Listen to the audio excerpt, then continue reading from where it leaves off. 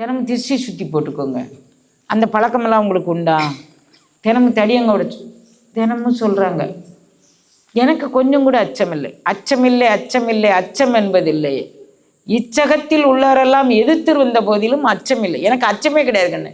பேரண்ட நாயகன் இருக்கிறான், அவனுடைய துணை இருக்கேன், நான் எதுக்கு அச்சப்படணும். ஆனால் நான் என்ன பண்ணினேன்னு உங்களுக்கு ஒரு சுக்குமத்தை சொல்கிறேன். இறைவன் என்னுடைய வாசியில் நின்று பல பல சுக்குமங்களை எனக்கு உணர்த்தினான். அது என்ன சுக்குமோ ஏது சுக்குமோ அப்படின்னு சொல்லி அது அனுபவ பொருள். ஆனால் அதுக்கான பாடல்கள் என்கிட்ட இருக்குது. அந்த பாடலில் இப்போ 3 பாடல் எடுத்திருக்காங்க. ஒரு 5-6 பாடலை நான் அடகு போட்டேன்னா இப்போ நீங்கள் ஒரு பொருளை வச்சுக்கிட்டு ரூபா கேட்பீங்க தானே, அது பேர் தானே அடகுன்னு சொல்லுவாங்க. அடகு போடுறதுன்னு எங்கள் ஏரியாவில் சொல்லுவாங்க. ஒரு பொருளை வச்சுட்டு என் செயினை வச்சுக்கோங்க, என் செயின் 5000 படும், அதுக்கு நீங்கள் 2000 தந்தால் போதும், வட்டி முதல்மா நான் தந்துட்டு திரும்ப வாங்கிக்கிறேன் அப்படின்னு சொல்லுவாங்க. அது பேர் அடகு போடுறது அப்படின்னு பேர். நான் இறைவன்கிட்ட என்ன அடகுப்பட்டேன், ஐயா எனக்கு நீ கொஞ்சம் சில பல அருள் அனுபவ நிலைகளை கொடுத்ததாக நான் சத்தியமாக உணர்றேன், அதில் பொய்மை இல்லை, அதை நான் உங்ககிட்ட அடகு போடுறேன். நீ இந்த பிள்ளைங்களை கூட்டிகிட்டு கொண்டாந்து விட்டுறணும் சரியா அப்படின்னு. உடனே கருடாழ்வார் சுற்றினார் குழந்தைங்கள. அப்போ அவர் ஒத்துக்கிட்டாரு அப்படின்னு எனக்கு ஒரு தெம்பு வந்துருச்சு. நான் அடகு போட்ட பாடல்களை உங்களுக்கு சொல்கிறேன்.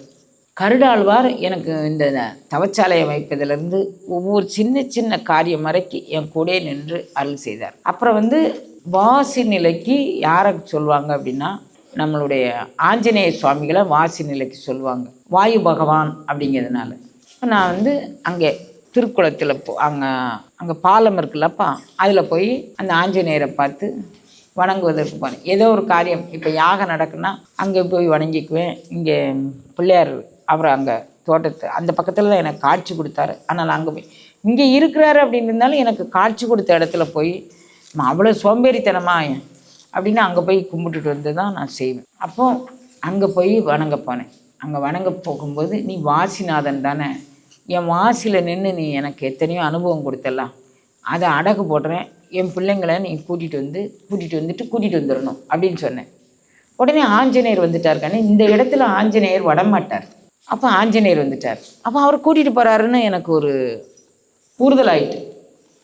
எதுக்கு சொல்கிறேன் அப்படின்னா, நான் என் தைரியத்தில் கூட்டிகிட்டு போனேன்னு இவங்கெல்லாம் நினச்சிக்கிட்டு உனக்கு திஷ்டி வந்துடும், உனக்கு அது வந்துடும், இது என் தைரியத்தில் நான் கூட்டிகிட்டு போக முடியுமா குழந்தைங்களா? அதுவும் பொம்பளையில கூட்டிகிட்டு போயிட்டு சண்டை போடாமல் கூட்டிகிட்டு இறக்குறேன்னு, அது எவ்வளோ பெரிய காரியம் நீங்கள் நினைக்கிறீங்க. இத்தனை பொம்பளைங்களும் யாரும் சாதாரண பொம்பளைங்கள்லாம் கிடையாது, ஆற்றல் மிக்க பொம்பளைங்க. முடியை ஒருத்தர் பிடிச்சாங்கன்னா 10 பேர் வந்தாலும் அந்த முடியை வாங்குறது பெரிய காரியம்தான். அவங்க 300 பேரும் சலசலப்பு சிறு சலசலப்பு இருந்தால் கூட, ஆனால் கண்ணியமாக போயிட்டு கண்ணியமாக இறங்கிட்டாங்க. நான் செஞ்சிட முடியுமா தங்கங்களா? நான் கேட்டேன், இதெல்லாம் நீ எனக்கு கொடுத்து சத்தியம்னு நான் நம்புகிறேன், அந்த சத்தியத்தை உன் காலடியில் வைக்கிறேன், அதுக்கு நீ எனக்கு கிருபை பண்ணணும், இதுதான் நான் கேட்டேன். அந்த பாடலை நான் உங்களுக்கு சொல்கிறேன். நீங்கள் என்ன கேட்குறீங்க? எங்கள் அம்மா அந்த பாடலை அனுபவப்பட்டான்னு சொன்னான். அது எவ்வளோ உண்மைன்னு எங்களுக்கு தெரியாது, எங்களுக்கு அனுபவப்படுத்தேன், அப்போ தானே நாங்களும் நல்லா சந்தோஷப்படுவோம். அப்படி கேளுங்க குழந்தைங்களா. எப்படி கேட்கணும்னு அருளாளர்கள்லாம் நமக்கு சொல்லி தந்திருக்கிறாங்க. எந்த வகை செய்தால் நீ இறங்குவ அப்படின்னு கேட்டிருக்கிறாரு, எல்லாரும் கேட்டிருக்கிறாங்க. ஆனால் நீங்களும் கேளுங்க. நான் இந்த பாடலை அடகு போடுறேங்கயா, எனக்கு இதை அனுபவ பொருளாக்கி தாயேன் அப்படி கேளுங்க. நூலொன்று பற்றி நுனியேற மாட்டாதார், பாலொன்று பற்றினால் பண்பின் பயன்கடும், கோலொன்று பற்றினால் கூடா பறவைகள் மாலொன்று பற்றி மயங்குகின்றார்கள், நூலொன்று பற்றி நுனியேற மாட்டாதார். இந்த திருமந்திர புக்கு எண்ணற்ற புக்குகள் வெவ்வேறு ஆச்சாரியார்கள் எழுதினது, அது எல்லாமே என்கிட்ட இருந்துச்சு. அதில் உண்டான திருமந்திரத்தில் உண்டான ஒரு பாடல், நூலொன்று பற்றி நுனியேற மாட்டாதார், பாலொன்று பற்றி பண்பின் தலைகள். நூலை பற்றி தெரியலை, அவங்க என்ன ஆண்பால் பெண்பால் பலர்பால் பலவின்பால், இது இலக்கணம், நீங்கள் உலகத்தில் தேடாதீங்க. ஆண்பால் பெண்பால்னு அலைஞ்சிக்கிட்டு தெரியுதுங்க, மோகம் தானே, ஆண் பெண் மோகம் தானே, அதில் அலைஞ்சு பாலொன்று பற்றி பண்பின் தலைக்கடும். இந்த காமகுரதங்களில் பற்றி அவங்கவுங்க பண்பை இழந்து போகிறார்கள். ஆனால் எங்கே நம்ம பிறப்பின் ரகசியம் எதில் இருக்குது? நூல் ஒன்று பற்றி நுனியேற வேண்டும். அதுதான் நம்ம பிறப்பின் ரகசியம். இதில் பாலொன்று நூலை பற்ற தெரியல, இவங்க பாலை பற்றிக்கிட்டு தெரியுதாங்களே ஐயா. ஆண் பெண் அது இதுன்னு அது எனக்கு அது புரியலையா. அவர் சொல்லிட்டார். இன்னும் சொல்கிறாரு, நான் உங்களுக்கு நூலேணி பற்றுவதற்கு நான் ஒரு ரகசியம் சொல்கிறேன். கோலொன்று பற்றினால் கூடா பறவை. வீணாதண்டுங்கக்கூடிய முதுகுத்து. கோல் அப்படின்னா கம்பு அப்படின்னு அர்த்தம். உங்கள் முதுகுத்தண்டில் ஒரு பெரிய ஆற்றல் இருக்குது. கோல் என்று பற்றினால் கூடா பறவைகள். அதை பற்றிக்கிட்டீங்க அப்படின்னு வச்சுக்கோங்களேன், ஆண் பால் என்ன பெண் பால் என்ன, எல்லா பாலும் ஒரு பால் தான். அங்கே எந்த பேதமும் கிடையாது. அந்த மாதிரி ஒரு மனோபாவம் வரும். அதனால் கோலொன்று பற்றினால் கூட பறவைகள்னா என்ன, இந்திரிய பறவைகள் அப்படின்னு மணிவாசகர் இதை சொல்கிறார். இந்திரியங்கள் அனைத்துமே பறவைகள் அப்படின்னு சொல்கிறார். இந்திரிய பறவை இரிந்து ஓடும் அப்படின்னு சொல்கிறார். அப்போ கோலொன்று பற்றினால் அந்த பறவைகள் கூடாது, மாலொன்று பற்றி மயங்குகின்றார்கள். இது மால்னா மயக்கம். என்ன ஆண்பால் பெண்பால்னு இதை வச்சுக்கிட்டு மயக்கம் அடைகிறாங்களே, இவங்க இதுலேருந்து விடுதலை பெற மாட்டாங்களா கடவுளே அப்படி சொல்லி கேட்குறாங்க. மூலத்வார இது ஒரு பாடல் கண்ணு. இது திருமூலர் திருமந்திரத்தில் உள்ள அடுத்த பாடல். இது திருமூலரில். மூலத்வாரத்தை மொக்காரமிட்டிரு, மேலை துவாரத்தின் மேல் மனம் வைத்திரு, வேலற்ற கண்ணை வெளியில் விழித்திரு, காலத்தை வெல்லும் கருத்து இதுதானே. நீ எவ்வளோ காலம் வாழன்னு நினைக்கிறியப்பா, எனக்கு பயமாக இருக்குது, சாவை கண்டு எனக்கு பயமாக இருக்குது. சாவை கண்டு பயப்படாத ஒரு தன்மை இருக்குது தங்கம், நீ அதை தெரிஞ்சுக்கோ. ஏன் எப்படி ஐயா தெரிஞ்சுக்கிறது? மூலத்வாரத்தை மொக்காரமிட்டிடும்.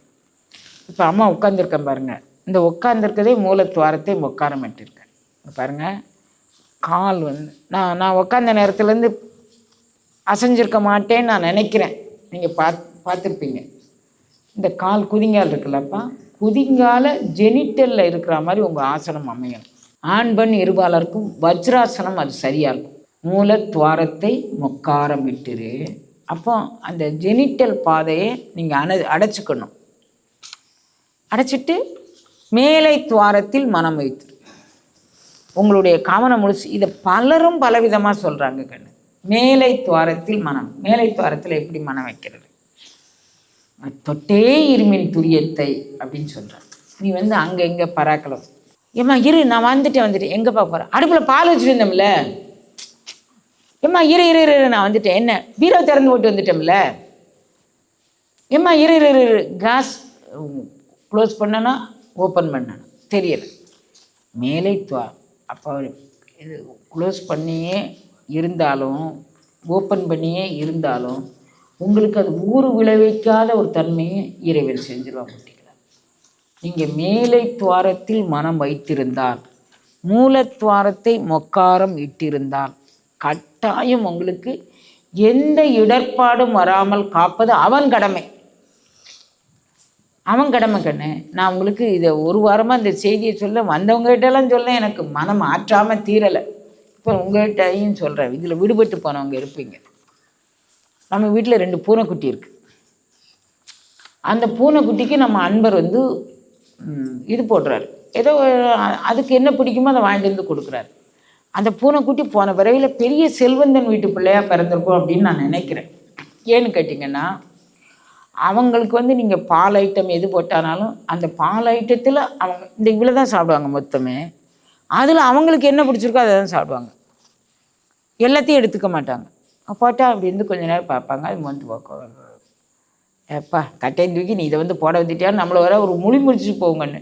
ஆமாம் கண்ணு, நான் பார்த்துட்டே இருப்பேன் அந்த பூனையை. காலையில் எழுந்த உடனே பூனை நம்ம அணுவை சுற்றி வரும். இப்போ அணுவுக்கு விட இன்னொரு அன்பர் வெளியிலேருந்து அவர் அணு வீட்டில் இருக்கிறத தான் எடுத்து கொடுப்பான், வெளியே வாங்கி கொடுக்க மாட்டான். இந்த அன்பர் வெளியே என்ன இருக்குன்னு வாங்கி கொடுக்க ஆரம்பிச்சிட்டாரு. அது என்ன சாப்பிடுது. அப்போ அதுக்கு ரொம்ப அணுவை பார்த்தா ஒரு கொசுறு மாதிரி ஆயிடுச்சு. நான் காலையில் அதிகாலை பொழுது கண்ணு ஜூம் வகுப்பு நடக்கு. ஒரு 5 மணி 4:30க்கு தம்பி வகுப்பு எடுத்துக்கிட்டு இருக்கிறாரு. நான் அதை ஆர்வமாக கேட்டுக்கிட்டு இருக்கேன். ஏன்னா சில பிள்ளைங்க கேள்வி கேட்பாங்க, அந்த கேள்விக்கு பதில் சொல்லணும் அப்படிங்கிறதுக்காக வேண்டி நான் இருப்பேன். அப்போ இந்த பூனை வந்து காலை நோண்டு அதில் ரொம்ப நகங்க இருக்குது. எனக்கு காலில் லேசாக பட்டால் கூட அது அவ்வளவு தீவிரமான வலி எனக்கு வலிக்கும். உங்களுக்கெல்லாம் வலிக்கா என்னன்னு தெரியாது, எனக்கு ரொம்ப தீவிரமாக வலிக்கும். அப்போ அப்படின்னு சொன்னேன். எங்கள் வகுப்பில் இருக்கமா ரொம்ப சத்தம்னு சொல்ல முடியாது அப்படின்னு. இவன் வேகமாக வந்து அந்த பூனையை பிடிச்சி அப்படி வேகமாக வந்து இப்படி பிடிச்சி தள்ளணும். அது இப்படி அவளை திரும்பி பார்த்துச்சு, என்னை பார்த்துச்சு. நான் செல்லம் கொடுப்பேன்னு அது தெரிஞ்சுக்கிடுச்சு. அது அவளை பார்த்துச்சு, என்னை பார்த்துச்சு. நான் ஒன்றுமே சொல்லலை, ஏன்னா அடுத்து வகுப்பு இருக்குது, இதுச்ச மனசை விட வேண்டான்ட்டு இருந்தேன். அதுக்குன்னு அந்த அன்பர் வந்துட்டார், அவங்களுக்கு கவனிக்கிற அன்பர் வந்துட்டார். அவர் அப்படி ஏற்று பார்த்துச்சு. அவர் காலடியில் ரெண்டும் போய் அப்படி உட்காந்துக்கிடுது. காலை வந்து வஜ்ராசனம், அவங்களுக்கான வஜ்ராசனத்தில் உட்காந்துட்டு காலை அப்படி பின்னால் இருந்து இப்படி ஆட்டுச்சு. அவளை பார்த்துட்டு எப்ப அப்படின்னு சொன்னு என்னால் கண்ட்ரோல் பண்ணவே முடியலை கண்ணு, சிரிப்பு. ஐயோ எல்லாருக்கும் கேட்குமே அப்படின்னு வேற இருக்கு, என்னால் கண்ட்ரோல் பண்ணவே முடியலை. அது அது அது என்ன, நான் எதுக்கு சொல்ல வரேன், எனக்கு மேலான தலைவன் இருக்கான். அவன் என்னை நீ இழுத்து விட்டல, நீ இழுத்து விட்ட உடனே நான் போயிடுவேனா, நீ இழுத்து விட்ட உடனே நான் போயிடுவேனா. எனக்கு மேலான தலைவன் என்னை ரெண்டு பக்கமும் ரெண்டு கால் இப்படி வச்சுக்கிட்டு அந்த வாழை அப்படியே ஆட்டுது. ரெண்டு காலுக்கும் ரெண்டு பூனை உட்காந்துக்கிட்டு. என்னால் அந்த காட்சி மறக்கவே முடியல கண்ணு. அப்போ இந்த நம்பிக்கை நமக்கு வரணும் தானே. நமக்கும் மேலான தலைவன் வந்து நம்ம இருக்கான், அவன் நம்மளை காப்பாற்றுவாங்கக்கூடிய நம்பிக்கை நமக்கு வேணும் தானே கண்ணு. எனக்கு 10 பேர்கிட்ட சொல்லியிருப்பேன், 100 பேர்கிட்ட சொல்லியிருப்பேன், எனக்கு ஆற்றாமல் இன்னும் விடலை. அது சொன்ன வார்த்தை இருக்குவாங்க எப்ப, நமக்கு அந்த நம்பிக்கை இல்லை கண்ணு. தலைவன்ட்டி நம்பிக்கை இல்லை, நம்மட்டி நம்பிக்கை இல்லை, மந்திரத்தில் நம்பிக்கை இல்லை, எதில் நம்பிக்கை இல்லை.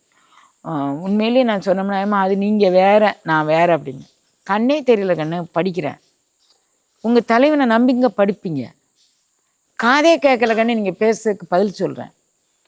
கண்ணின்றி காணலும் காதின்றி கேட்டலும் அப்படின்னு ஒரு இது சொல்கிறாரு ஒரு. நீங்கள் உங்கள் பேரில் நம்பிக்கை வைங்க, ஆண்டவன் பேரில் நம்பிக்கை வைங்க. இப்போ பாருங்கள், நீ வந்து உனக்கு ஒரு சூக்குமன் சொல்கிறேன்டா கண்ணு. திருமூலர் சொல்கிறார், மூலத்துவாரத்தை மொக்காரமிட்டு மேலை துவாரத்தின் மேல் மனம் வைத்து வேலொத்த கண்ணை, உன் கண் 2 இருக்குல்லப்பா, இந்த கண்ணை இப்படி பார்க்கலாம், அதை அப்படி லேசாக புரட்டுக்குது, இப்படி கத்திரிக்கோள் மாதிரி. வேலொத்த கண்ணை மேல் விழித்திரு. இப்போ இதில் 2 முத்திரை சொல்கிறார் கண்ணு. சாம்பவி முத்திரை ஒன்று இருக்குது, கேசரி முத்திரை ஒன்று இருக்குது கண்ணு. இந்த 2 கண்ணையும் அப்படி திருப்பி பாரு. அதில் வச்சுட்டேன்னா நீங்கள் அடைய வேண்டியதை அடைஞ்சிடலாம், மிக சுலபமாக அடைஞ்சிடலாங்கிறார். நமக்கு அந்த பக்குவம் வேணும். இதை வந்து இறைவன் எனக்கு காமிச்சு கொடுத்த நிலை, அதை நான் உள்வாங்கிய நிலை. இதை நான் அடவு போடுறையா என் பிள்ளைங்களுக்கு காசிக்கு கூட்டிகிட்டு போயிட்டு பக்குவமாக கூட்டிகிட்டு வந்து விட்டுரு. 90% பேர் காசியில் இதுதான் சரியான வேலை, என்ஜாய்மெண்ட். அவங்க சொன்ன ஆங்கில வார்த்தை எனக்கு சரியாக அப்போ சொல்ல தெரியல கண்ணு, பொருள் சொல்கிறேன். காசியை ரசிக்கணும், என்ஜாய் பண்ணணும்னு இருக்கிறவங்க இந்த சீசனில் தான் அங்கே வருவாங்க. 1 மாதம் வெரி ப்ளசன்ட் சீசன் அப்படி போட்டிருந்தாங்க, எனக்கு மெசேஜ் போட்டவங்க. இங்கே இருக்கிறவங்க 10-15 தான், எப்பா டிசம்பர் குளிர் உங்களை உரிக்கிறோம் பனி கொண்டுருவோம்னு பட்டிருந்தாங்க. நான் வந்து நம்பினது பேரண்ட நாயகனை, அவன் கொடுத்த அருள் அனுபவத்தை, இதே அடவு போடுதம் ஐயா அப்படிப்பட்டனா. இன்னொன்று, பச்சிம திக்கிலே வச்ச ஆச்சாரியான் நிச்சலும் என்னை நினையென்ற அப்பொருள் உச்சிக்கு கீழது உள்நாக்கு மேலது. இது ஒரு அனுபவ பொருள் கண்ணு. எனக்கு இறைவன் ஆட்கொண்டான், அவன் ஒரு அருள் அனுபவம் கொடுத்தான். அந்த அருள் அனுபவம் உச்சிக்கு கீழே உள்நாக்கு மேலே நிச்சலும் நினை என்ற அப்பொருள் அங்கே தான் இருக்குது, நீங்கள் பிடிச்சிக்கோங்க அப்படின்னா. அதை வந்து இதை பெற்றுக்கிட்டு நீ வாய் திறவாதேன்னு சொன்னான். நான் இதை அடவு போட்டு போயிட்டேன்னா, அங்கே போனால் நம்ம பிள்ளைங்க தான் ஓயாமல் செலன்னு வாய் பேசுகிறாங்க கண்ணு. நான் என்னமோ பெருசாக ஹிந்தி நான் படித்தால் தான் கண்ணு நினைவில் இல்லை. அந்த ஆட்டோக்காரனை நோண்டி ரிக்ஷாக்காரன் கண்ணு கித்தனே என்னமோ கேட்டேன், கித்தனே கிலோமீட்டர்னு கேட்டேன். எனக்கு சிரிப்பு அடக்கவே, அவன் வாயவே திறக்கிறேன். வைத்த பதம் இது வாய் தரவாதேன்னு சொன்னது இவங்களாம் கடைப்பிடிக்காம போல இருக்கு, நமக்கு கடைப்பிடிக்க தெரியலையா. வைத்த பதம் இது வாய் திரவாதே, அதை பெற்றுக்கிட்டு அப்புறம் ஆட்டோக்காரன் கித்தனை கிலோமீட்டர் கண்ணு. அவங்க எல்லாரும் வாயில் ஏதோ ஒன்று அடக்கி வச்சுருக்காங்க கண்ணுங்களா. அவன் அதை வச்சுக்கிட்டு வாயை திறக்க மாட்டாங்க.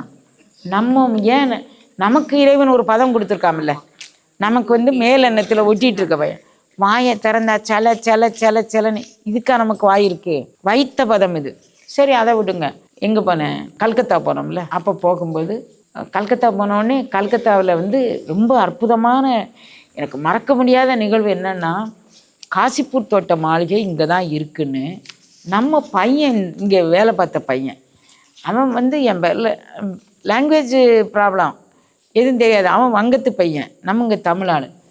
அவன் என் பக்கத்தில் வந்து நின்று ஐ எம் ஃபுல்லி ஹாப்பிம்மா அப்படிமா. ஐயன் பக்கத்தில் வந்து நின்றுட்டானா அவனுக்கு வேலை முடிஞ்சிருச்சு. கொஞ்சம் பிரசாதம் சாப்பிட்டு போப்பா அப்படின்னு சொன்னான். நான் அப்பயே சாப்பிட்டேம்மா, நீ வரதுக்கு முன்னாலே அன்பர்களை எனக்கு வச்சு கொடுத்துட்டாங்க, அப்பயே சாப்பிட்டேன், வயிறு நிறைஞ்சு. கொஞ்சம் கையில் எடுத்துகிட்டு போறிய வித் ப்ளஷர். அவ்வளோ ஒரு சந்தோஷமாக செய்வாங்கன்னு. அவன் அங்கே போய் அம்மா காசிப்பூர் தோட்டம் நம்ம லிஸ்ட்டில் இல்லை, ஏம்மா காசிப்பூர் தோட்டத்தை பார்த்துட்டு வாங்க அப்படின்னு சொல்லி போட்டிருந்தாங்க. நான் அங்கேருந்து காசிப்பூர் தோட்டம் மாளிகைக்கு போனேங்கன்னு. காசிப்பூர் தோட்டம் நம்மளுடைய கணபதி எழுதின புஸ்தகத்தில் சுவாமி விவேகானந்தர், சுவாமி ராமகிருஷ்ண பரமஹம்சர், சாரதை அவங்க வாழ்க்கையோடு பின்னி ஒரு அத்தியாயத்தில் 100 தடவை காசிப்பூர் தோட்டத்தை பண்ணியிருப்பாங்க கண்ணு. ஒரு அத்தியாயத்துக்கு 100 தடவை.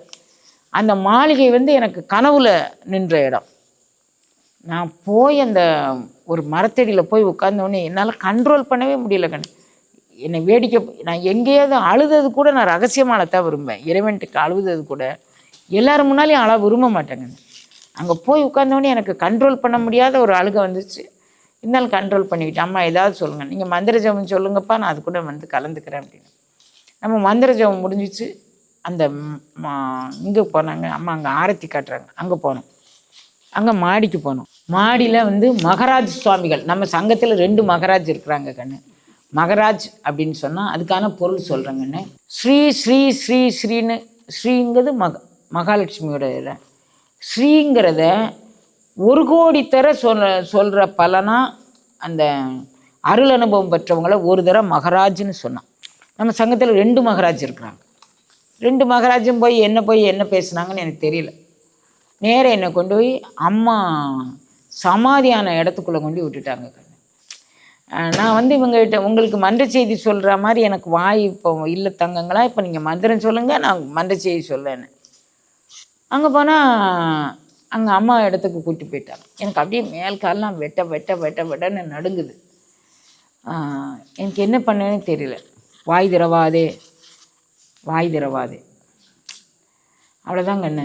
அந்த இடத்துக்குள்ளே போனோடனே என்னால் விம்மல் பொறுமல் எனக்கு நிற்கவே முடியலை.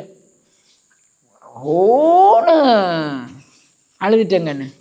எவ்வளோ நேரம் வாய் திறவாதே சொல்லவங்களுக்கு என்ன வலிக்கு, நமக்கெல்லாம் வலிக்கு. பேசாமல் இருந்து பாருங்க, உங்களுக்கு தெரியும். எங்கிட்ட ஊரில் வச்சு செதன்னு பேசுகிறாங்க. இப்போ கொஞ்ச நேரம் அமைதியாக இருங்க. உங்களுக்கு என்ன ஒரு பொண்ணு வரும், உங்களுக்கு என்ன ஊர் ரொம்பலாம் உங்களை தேடி வருது, நீங்கள் வந்து எங்களை பேசாமல் நாங்கள் தன்னந்தனியாக, புருஷனும் இல்லை, பிள்ளைங்களும் விட்டுட்டு போயிட்டாங்க, நாங்கள் தன்னந்தனியாக இருக்க, எங்களுக்கெல்லாம் வழி தெரியும், உங்களுக்கு என்ன தெரியும், உங்களுக்கு ஊர் ரொம்ப அத்தனையும் வந்துடும்போது உங்களுக்கு வழி தெரியாது அப்படிம்பாங்க. அது மாதிரி நான் வந்து உங்களை பேசாமல் பிறகு வாய் திறவாதேன்னு சொன்னோம்லாம். வாய் திறவாமல் எப்படி இருக்குது, வாயை திறந்து அழுதுருவோம் அப்படின்னு சொல்லிட்டு அப்படியே அது எனக்கு மறக்கவே முடியாது கண்ணு. இந்த காசிப்பூர் தோட்ட மாளிகை சாரதை எடுத்து எப்போவுமே நான் போகும்போது இவங்கெல்லாம் மாதாஜி அப்படின்னு சொன்னோடனே இதில் என்ன வேடிக்கை தெரியுமா கண்ணு, ரொம்ப நம்ம தமிழ்நாடு கவர்மெண்ட்டோடைய நிலவரத்தை பார்த்தா இது ஓப்பன் ஸ்டேட்மெண்ட்டாக சொல்லவும் கூடாது, இருந்தாலும் சொல்கிறேங்கண்ணு. நம்ம ஐயாவுக்கும் இங்கே பீடத்தில் இருக்க எல்லாரும் காசி வந்தாங்க கண்ணு. காசி வராத நபர்களே இல்லை. பீடத்தில் இருக்க எல்லாருங்க யாருமே நம்மளை ஏன்னு கேட்கறது இல்லை. நம்ம பாட்டில் காலை மாலை அவங்களுக்கு கருத்துடன் பூஜை பண்ணோம். எல்லா பூஜையும் பண்ணி காலை மாலை கருத்துடன் பூஜை பண்ணி அவ்வளவு செழிப்பாக எல்லாம் செஞ்சு வந்திருக்கிறோம். தென்காசிலேருந்து இறங்கினே அது என்ன சிலை, அது வந்து திருமேனி இல்லை, அது என்ன சிலை, யாரை கேட்டு எடுத்துகிட்டு போகிறீங்க, நம்ம எந்த ஊரில் இருக்கோம், இன்னைக்கு ஊதி பூசோன்னா யாரை கேட்டு ஊதி பூசிங்கன்னு கேட்கக்கூடிய சூழ்நிலைக்கு வந்துடுவோம். அதனால் இப்போ நீங்கள் வந்து வேல்மாறல் மகா மந்திரம் நீங்கள் சொல்கிறீங்க. அப்புறம் கொஞ்சம் நேரம் தாமதமாச்சு, அந்த பொருட்களெல்லாம் இறக்குறதுக்கு நம்ம வண்டியில் ஏற்றுறதுக்கும் கொஞ்சம் தாமதமாச்சு. சொல்கிறேன் ஸ்டேட் விட்டு ஸ்டேட்டு ராஜ மரியாதையோடு. இப்போ நான் வரேன்னா மாதாஜி மாதாஜிம்பாங்க கண்ணு. அவங்க எல்லோரும் விட்டுருவாங்க. கோயிலுக்குள்ளே அத்தனை கூட்டம் இருக்கும், நமக்கு வழி விட்டுருவாங்க. நான் அவங்க போய் தரிசனம் பண்ணிட்டு வருவோம். நம்ம கூட 10 பேர் 5 பேர் எத்தனை பேர் வந்தாலும் தரிசனம் பண்ணிட்டு வந்துடுவாங்க. ஆனால் அம்மா சன்னிதானத்தில் என்னை மட்டும்தான் விட்டாங்க. ஆனால் யாராவது ஒருத்தர் விடலாமான்னு அவங்க ரிக்வெஸ்ட் வச்சாங்க. யாரையுமே அவங்க விடலை. அம்மா வந்து எனக்கு பண்ண அது ஆசீர்வாதமா. என்னை விழுங்கி கொண்டாளா, யானாகி என்னை விழுங்கி வெறும் தானாய் நிலை நின்றாளா எனக்கு தெரியல. இது எல்லாமே வந்து நம்ம காசி யாத்திரை நடந்தது கண்ணுகளா. நீங்களும் இதையெல்லாம் அனுபவிச்சிருப்பீங்கன்னு நான் நம்புகிறேன். திருவருள் கூட்டி வைக்க 1 கோடி வேல்மாறல் இல்லை கண்ணு, பல கோடி வேல்மாறல். எதை நோக்கி? நம்ம நாட்டில் நாம் சுதந்திரமாக ஊதி பூசணும், சுதந்திரமாக குங்குமம் வைக்கணும், சுதந்திரமாக திருக்கோயில் போகணும், நம்ம திருவிழாக்கள் எந்த விதமான தடையின்றி நடக்கணும். ஆனால் நிறைய இஸ்லாமியர்கள் வேல்மாறலுக்கு அடிமையாக இருக்கிறாங்க கண்ணு. எனக்கு தெரிய யாருமே வந்து எல்லாரும் வந்து பகைமை கொள்ளலை. வேணுக்குன்னு அரசு தூண்டி விடுது. அதுக்கு இரையானவர்கள் கொஞ்சம் பேர் இருக்கிறாங்க, இவ்வளோதான். அதனால் நீங்கள் வந்து எதுவுமே யார் மேலேயுமே பகைமை கொள்ள வேண்டாம். அவர்கள் பகைமை போகணும்னு நினச்சிக்கோங்க, பகைவர்கள் போகணும்னு நினைக்காதீங்க. அதுதான் நம்ம இலக்கு. வேல்மாறல் 1 கோடி இல்லை, எத்தனை கோடி எத்தனை பேர் ஜெபம் பண்ண முடியுமா? ஒரு நாளைக்கு 33 தடவை சொல்லி போஸ்ட் பண்ணியிருக்காங்கன்னு இன்றைக்கி என்கிட்ட வந்து சொன்னாங்க. 33 தடவை ஒரு ஆள். அப்போ நீங்கள் எவ்வளோ வேகமாக நின்றாலும் இருந்தாலும் கிடந்தாலும் சொன்னீங்கன்னா கட்டாயம் உங்களுக்கு இந்த வேல்மாறல் இது உங்களுக்கும் கிடைக்கும், நாட்டுக்கும் கிடைக்கும், உலகுயிர் திரள்கள் அனைத்துக்கும் கிடைக்கும் அப்படிங்கிறதாக சொல்லி இந்த பதிவை நான் இந்த பாடல்களை அடகு போட்டேன். இதை வந்து நீங்களும் அடகு போடலாம், உங்களுக்கு அருள் அனுபவமாக பெற்றுக்கொள்ளலாம் அப்படின்பதாக நான் இந்த பதிவை நான் நிறைவேற்றுதேன் கண்ணு. திருவுருள் உங்கள் கூட தோன்றும் துணையாயும் தோன்றா துணையாயும் இருந்து அருள் புரிய பிரார்த்திக்கிறேன். திருச்சிற்றம்பலம்.